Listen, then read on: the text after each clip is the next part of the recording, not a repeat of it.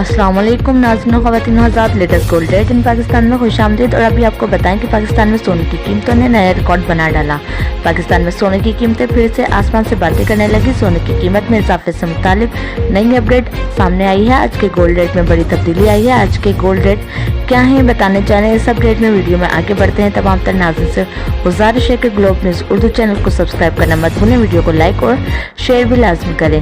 एक ही रोज़ के दौरान में 24 कैरेट का रेट 1,99,900 रुपये पर आ गया 10 ग्राम के लिए, और 22 कैरेट का रेट 10 ग्राम के लिए 1,83,000 रुपये पर आ गया। 18 कैरेट का रेट 1,49,900 रुपये और 21 कैरेट की नई सतह 1,74,000 रुपये पर आ गई।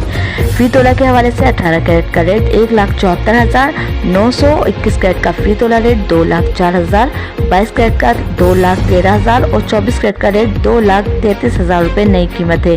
अगले चंद रोज के दौरान में कीमतों में बड़ी तब्दीली का इम्कान है।